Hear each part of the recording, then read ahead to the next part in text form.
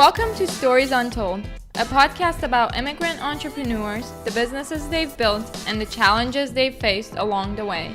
I'm your host, Sharzad. And this is Twenties. Each week, we sit down with entrepreneurs from different backgrounds and talk about how they build their companies from ideation to execution. Our goal is to inspire, empower, and help you take your idea to the next stage. Aihui, thank you so much for sharing your story with us, and thanks for being here. How's your Friday going so far? Well, it's been great. It's great to be back in the city. So you came from LA. Do you spend a lot of time in Los Angeles? After I sold my company 3 months ago, I've been going to LA every week. I spend Monday to Thursday in LA, and then I'm back here Thursday night till Sunday. That's good. That's a lot of traveling. Yeah, that would be tough. That would be tough for me. I'm used to it though. Prior to my startup life, I was a consultant, so I was pretty much on the plane all the time for 12 years. Yeah, that's actually a good segue for us to get into who you are. So tell us maybe a brief overview of yourself, where you're from, and when you moved to the US. Right. So I'm born and raised in Singapore, and I went to school in Singapore. I actually was working in Singapore and never had the thought of moving to the US. So my background is I'm a computer science engineer and with a focus in finance. So I was focusing a lot on financial software systems when I was working in Singapore.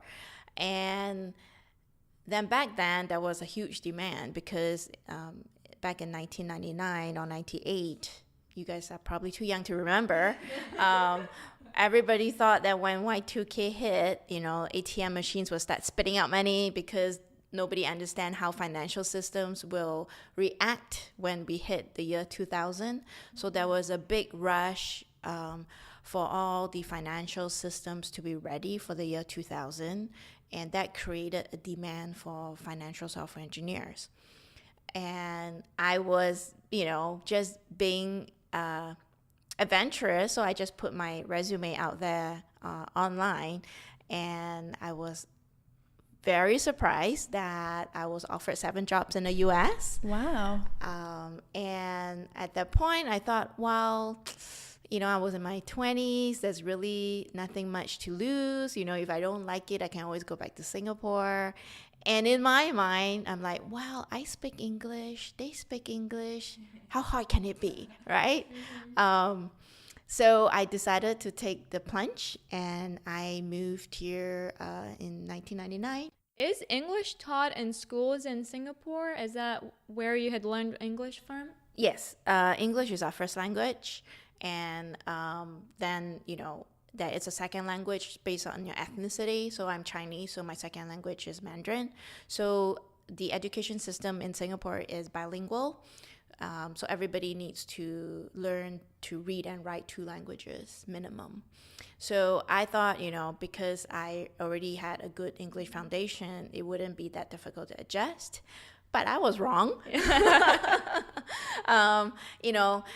In Singapore, we grew up with British English, but coming here is American English. It's a little bit different. Example, right? I was living in Detroit I was working for Accenture, and then I was posted to General Motors. So I was in Detroit for a while, and winter there was really brutal. Right. So my friend and I, we got stuck in snow, and I was, basically telling her, can you open the boot of the car?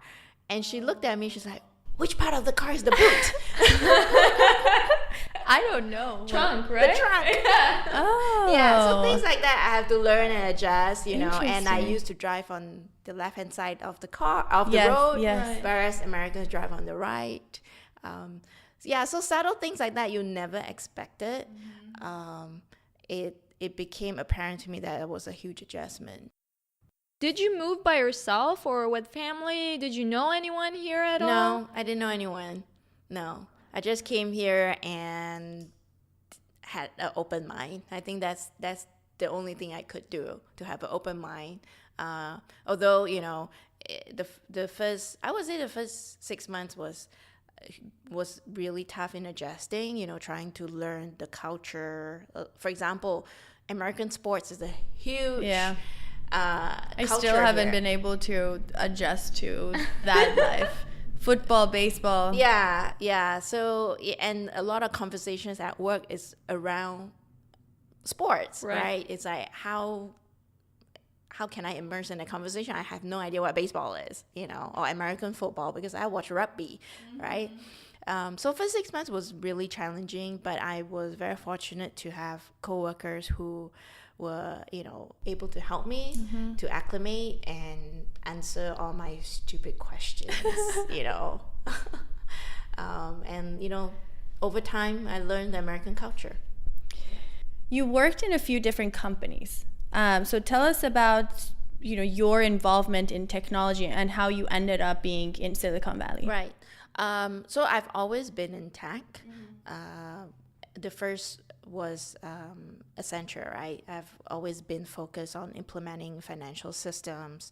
Then I left Accenture and I joined PeopleSoft, which was in the Bay Area, which they've been acquired by Oracle.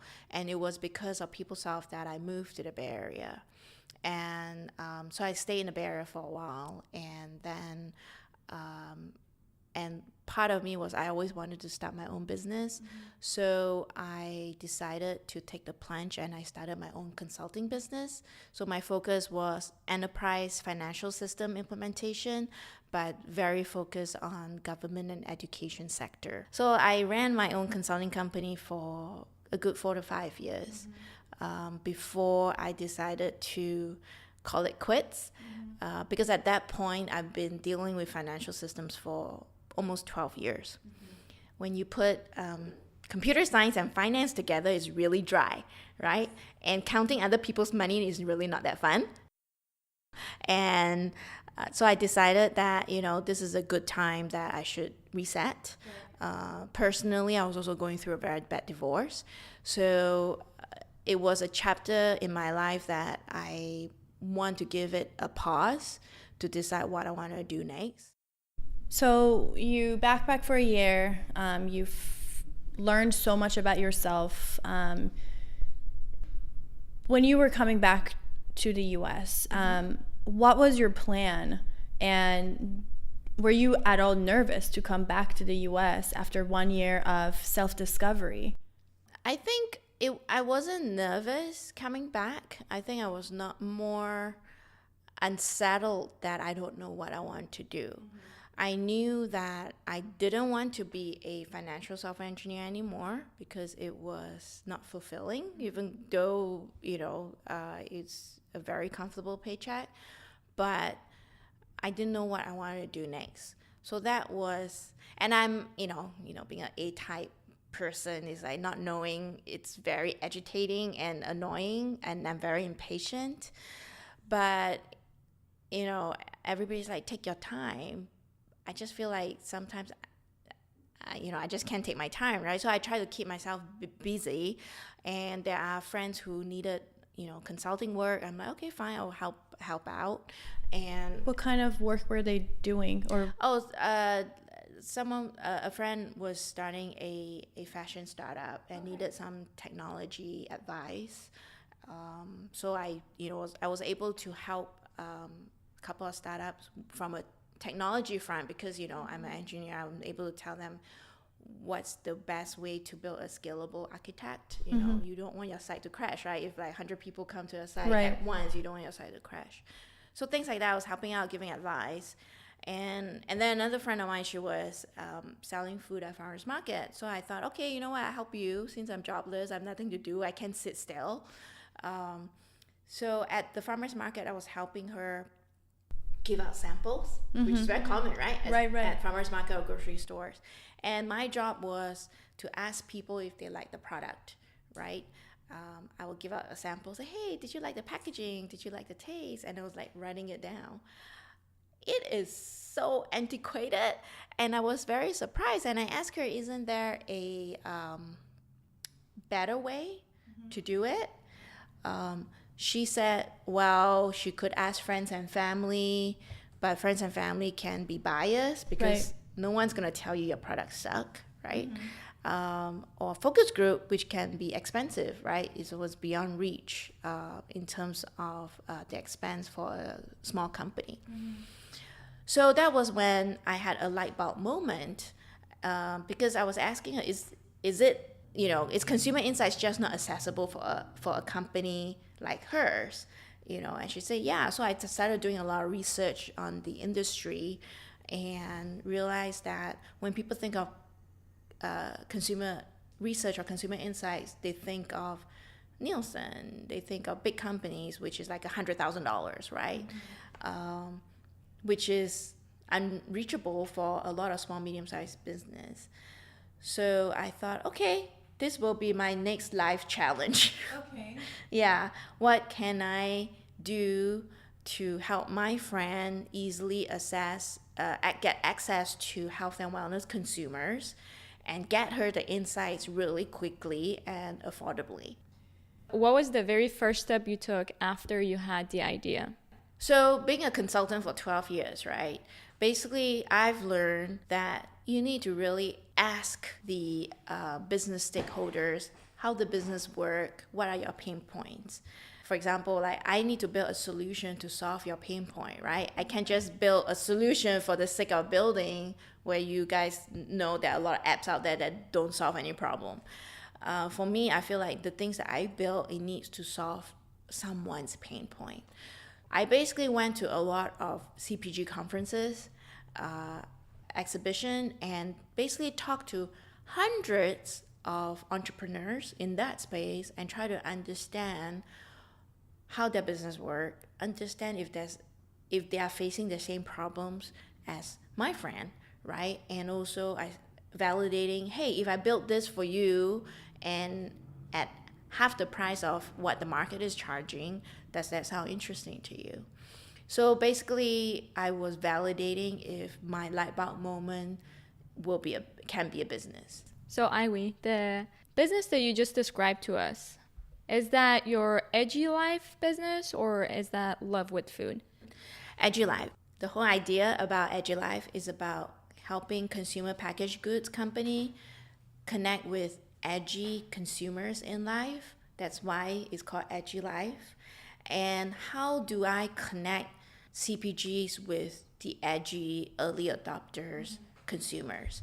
How I did that was I created a consumer brand called LoveWithFood, which is pretty much a household brand for subscription business over the last 7 years that I've grown the company from zero to one of the national leading subscription company. And a lot of consumers, when you come to LoveWithFood, you think that, oh, it's so fun. I'm just paying $10 a month to discover healthier snacks sent to my home. And we also collect feedback. But what they don't know that we use that feedback to help the company improve on their product. How we're different from the research space was how health and wellness community from LoveWithFood, they are identified based on their purchase behavior, right? They basically give us their credit card and raise their hand and say, yes, I'm a health and wellness consumer. How is that different from the regular market research panel? The regular market research panel is being recruited based on, I'm asking you, are you a health and wellness consumer? So it's like based on survey basis, it's right? Not real data. Not real. Someone can game the system. I can pretend to be whatever you want me to be, right? So that is why our community is so valuable, because it's based on purchase behavior. You can't lie. And are these customers of this subscription based model, are they just all willing to give you that feedback? What's the percentage of how much feedback you get? Yeah, they are very, very willing. And I guess it's the new generation, right? And we also have a loyalty system, a point system. So the more engaged you are, the more feedback you give, the more points you earn. So I was surprised, like you are paying for this service and at the same time you're so willing to tell everyone what you thought of the product, whether it's good or bad. And that was when I started to see, okay, that is something there. Mm-hmm. Right? That we're doing something really different, and we have this very engaged group of community who are early adopters, which a lot of CPG companies find it really hard to reach. What I'm trying to understand is you are one person. You did not have a co-founder. That's correct. You're just one person, and you not only are running a B2B technology platform, Yes. but you're also running a B2C, which is a completely different animal. It's completely different entity business model. How did you even do it? I think I was being naive. Step one, be naive. I seriously was very naive, given that this is my first startup. I think being naive was also a blessing because I really don't know what I was getting into, right? So being a solo founder there's just way more barriers and challenges. And on top of that, I'm running a B2B and B2C business. Everybody thought I was crazy. And being naive, I was really optimistic. I'm like, you know what? It's okay. I can deal with it. I will deal with it. And it was really tough. I don't know why I did that to myself. Looking back, the 7 years, it wasn't an easy journey. It was very painful because B2B has different metrics versus B2C, right? B2C, you're calculating churn, CAC, LTV, but B2B is a way different set of metrics. And it also created challenges in terms of fundraising, right? Because you're using the fund for two very different businesses. And of course, investors will ask, is it wise? Why don't you just do one?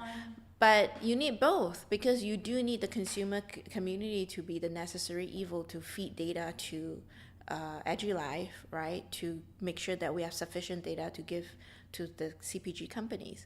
And there's no way we can get rid of one and just keep the other. At the end, every conclusion that we came to is we need both. And to make things even tougher, I'm a solo founder. Nobody will want to fund a solo founder. So I have to, try many different creative ways to raise money. And, I have to say kudos to all my investors who wrote me a check. So what would be the one advice that you would give someone who's just starting out, they're going out and they're trying to pitch investors? Don't do a B2B, B2C model. What about a solo founder? You see, if you ask me to do it again, would I be a solo founder again? I wouldn't be opposed. The number one reason why startups fail is because founders break up. That's the number one reason.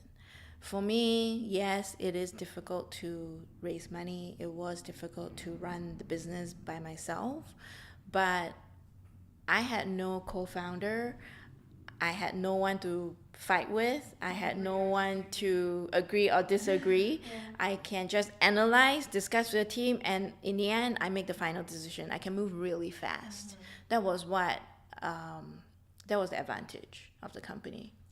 So from a solo founder to your first 10 employees, how was that journey like? How did you recruit, and what was your strategy to bring on team members to help you with EdgiLife and LoveWithFood? So it's definitely challenging, right? Because I'm one person, asking someone to give up a real job, to take the leap of faith to join a startup with just one founder. I think after completing the 500 Startup Accelerator, it was like a seal of approval from someone, right? That they believe in this company, they believe in me. So that helped. That helped in hiring, that helped in fundraising. In early 2012, if you say you have a 500 startup company, it creates a lot of confidence. Yeah. And my first hire was my CTO.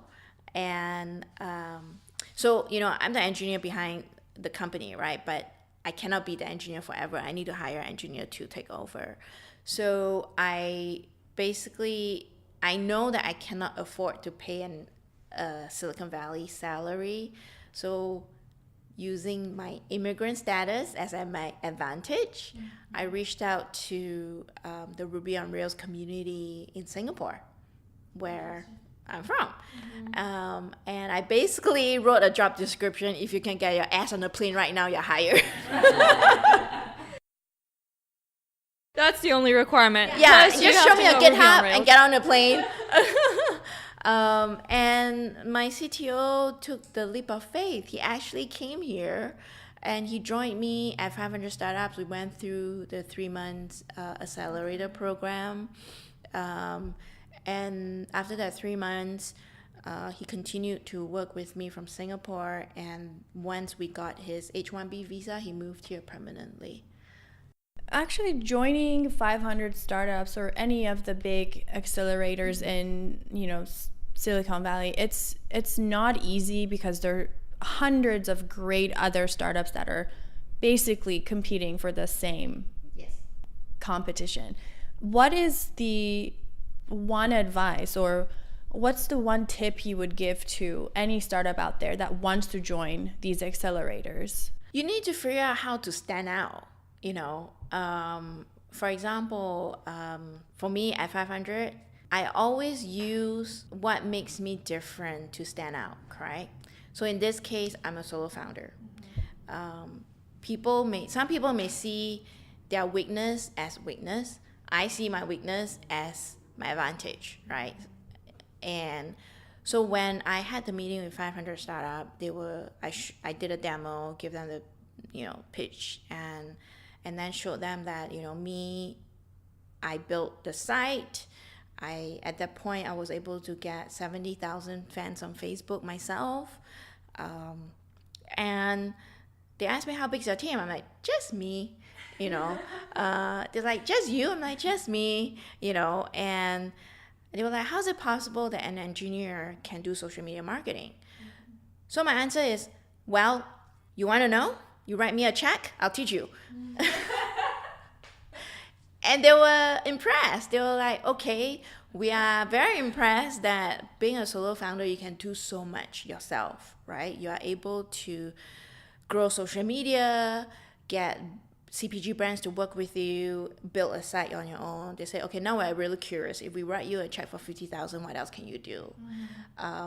So that one advice is, whatever that makes you unique, even to the world, it may look like that unique point is your weakness. Turn it around and make it your advantage point. So you ran these 2 companies for a few years, and earlier this year, your companies got acquired. 3 months ago, yes. First off, congratulations. We want to know, was it always your plan to grow this business to one day sell it to a bigger enterprise or bigger company? When you raise money, you don't have a choice. The choice is to find a way to exit, because investors are always looking to make money, right? You can't just take their money and not do anything with it. So when I made the choice that I want to raise money, there are only 2 or 3 options. One, grow it to a point where you go IPO, which is very slim for a lot of company.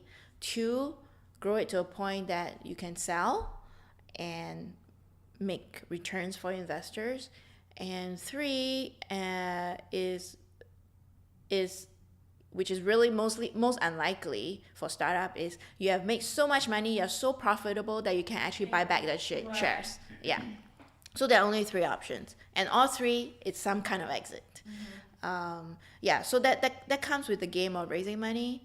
You don't have a choice, especially if you have a board to report to. Every board meeting will be talking about exit plan. Right. And how did that feel? It's sort of like when artists are just starting to sell their art, they always express how it's difficult to kind of part away with something they've created from scratch. Did you have that kind of a feeling whenever you were getting acquired? The conversation about acquisition came about in early 2017. It was 18 months in the making. And for me, I have a few criteria, right? Criteria one was it needs to be a company that we share the same values and culture. Because I spend a lot of time building a great culture at EdgiLife and LoveWithFood. I want to make sure that the same culture exists. And two, all my employees are hired because I don't want to see anyone lose their job because of this. And three, I had a number in my mind, right? Because I want to make sure that, our investors get a return. So it was a dating game because you want to make sure that whoever is acquiring you share the same values and good people.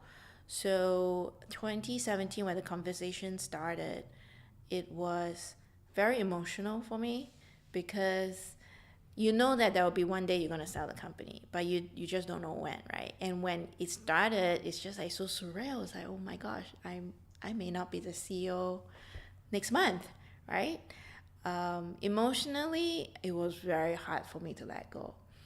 I contemplated, I had conversations with my family, my investors, our board, many times, and it got really emotional. And one thing I have to say, I have really good investors. All of them were very supportive. They said, if you want to continue to run, we'll support you. But if you want to sell, we'll support you too. Mm-hmm. So that was 2017. And I guess for me is I needed time to let it sink, to really digest. And I know that my head says to sell, my heart says no. So that was where the conflict is, which I had to struggle with for a period of time. But when I came to terms with it, I realized it's the best to sell. We hear this a lot, that aside from building a great team and how important it is to have a team that aligns in your goals and in your mission, it's really important to pick the right investors for your, who you're raising money. Just because somebody is giving you money, that does not make it a good fit for you. So what were you looking at when you were, looking for investors early on? So early on, I didn't have a choice, right? I'll take every meeting. Because, being a solo founder, a lot of people just will say no right away. They don't even look at the business. And I can understand because it's just much higher risk. So early on, I basically was on Angel's list trying to ping a lot of investors, telling them what I do. Some of them are willing to take a meeting. And in the beginning, a lot of people say it's so important to pick what kind of investors you want, right? But when you're an early entrepreneur, you really don't know. You can't tell the good from the bad, right? Everybody seems good. But I was very lucky that a lot of investors that put money into my company, they have been entrepreneurs before. And they have sold their company years ago in Silicon Valley. So I've been very fortunate in that front because over the last 7 years, many of them have given me a lot of great advice because I didn't know how to be a CEO in the beginning. It's not just the money. It's not just the money. So one of my investors told me, when he wrote me the first check, he led my very first round. He said, I'm going to write you a check and lead the round but you have to promise me that you're going to meet me for lunch once a month because you'll need it. Again, being naive, I'm like, that's not going to happen. Why do I need to talk to you? You're being creepy. Just give me the money. Yeah, I just want the money. But again, being naive, right? But that was the best thing that ever happened because every month I will go to him and tell him, oh my gosh, I have 1,001 problems, And because he's been a CEO before, he can walk me through what he has done in the past And that was how I became a better CEO over time, because no one's gonna be a perfect CEO right from the beginning. Everyone is going to mess up. Aside from being a solo founder and that being a little bit more challenging to raise funds, did you have any other challenges getting in front of investors? Maybe being an immigrant, was that even at all a topic that came up for investors? Yeah, earlier on, the first round that I raised, I actually pitched to 75 investors. In a period of 3 months. I was gonna say a year. Yeah, that's a lot of meetings. That's a lot of meetings. I was literally on the 101 up and down, up and down, up and down. 75 investors just to raise 650,000. Yeah, I was like, you want to write me a 10 grand check? I'll take it. 200 grand, I'll take that too.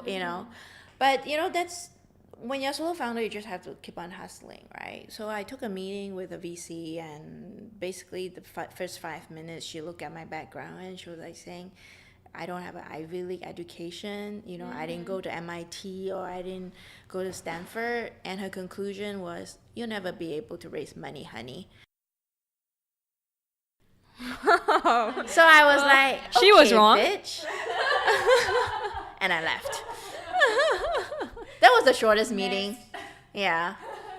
But it was funny. It was very emotional for me at that time, because that was the first time that I felt discriminated in the US. That was the very first time. I actually cried in the car after that. Yeah. Because I couldn't believe someone would say that in this day and age. And a female VC to a female founder. Yes. It's like, that's the biggest thing in Silicon Valley, that we don't have enough female VCs to support female entrepreneurs and to, that is kind of sad. I just felt I was, even if it came from, whether it came from a man or a woman, I just feel like you are discriminating me based on where I went to school. Mm-hmm. I didn't even grow up in the US. Tell us a little bit about life after acquisition. What is that transition like, being the founder and CEO and basically running everything from beginning to end, into going back to a sort of a corporate life? Did you do a happy dance? I celebrated with my team, the day before we actually went out for dinner. I took them to a Michelin star restaurant, Michael Mina, so to thank everybody that helped the company get to the finish line. But after, I remember June 1st, after signing the paperwork, celebrating, everybody laughed. I shut down the company light, and I took my car to the car wash. I don't know why. I didn't know where to go, so I went to the car wash. And then I remembered I went home. I went home, and my boyfriend was like, why are you home so early? I said, I don't know what to do now. Because usually at 7 o'clock I'm still working, right? And then I was really exhausted, because the 6 months leading up to the acquisition was very, very stressful, and I slept very little. And it was compounding effect, right? The last 6 years I haven't been sleeping a lot either. So I remember going back to 9 o'clock, and I woke up at 7. I couldn't believe it. I slept 10 hours. So that was the first change. Yeah. And then the transition, being, from a CEO to employee, it's that are good and bad. It's mostly me, how I adjust, The good is I have less responsibility. I don't have to worry about payroll, I don't have to worry about a board. It's less stressful. But on the flip side, not being a CEO and just being an employee, I cannot be the final decision maker, especially when I see situations where I know that there's a more efficient way to do certain things, but I I'm no longer the one making that decision. That was difficult for me. You shared a phrase with me when we chatted earlier that I really want our listeners to hear. Sure. So tell us about that. The last 3 months, it's a lot of my friends, family has congratulated me and asked me how I felt, and a lot of entrepreneurs have also come to me, asked me for advice, and everybody has asked me, how do you feel? The last 7 years must be great. And I only had one answer. I said, last 7 years has been raining shit with a chance of sunshine. I just feel entrepreneurs need to share their struggles, their darkest moments, because it is by sharing that keeps you going. And being an entrepreneur, when you're going through bad times, what keeps me going is reading everybody else's shitty times, right? Because you don't want to feel alone. You're not alone. Yeah. There are 2 very inspiring books that I read multiple times are Shoe Dog, about the Nike founder, and The Hard Things About Hard Things. And the whole book, I would say, I can honestly say 90% of the books is about shitty times. And by reading that, it really gives me a lot of motivation to go on, because I'm like, I'm not alone. If they can deal with the shit, I can do it too. Mm-hmm. That's how I've been, pushing myself. Because at a certain point, majority of running a startup is your mental power and nothing else. It's just your mental power. So we have been asking this signature question of ours to all of our guests on the show, and that is to tell us one phrase in your native language that has no direct English translation, and try your best to describe it to us and the listeners. I would describe this podcast as so shook. Okay. Shook. In Singapore, it's like Singlish, right? Singapore is multicultural, so we kind of mix, maybe a Malay term with an English term, and, or a Chinese term with a English term, and we make up our own words. Shook means it's awesome, or it can also mean it's fucking good. It's shook.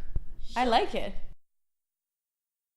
Definitely gonna use that later on. Well, before we say goodbye, what's the best way for our listeners to follow your journey and continue following you to see, what's next, and if they want to see what you're up to next? I'm pretty visible on social media.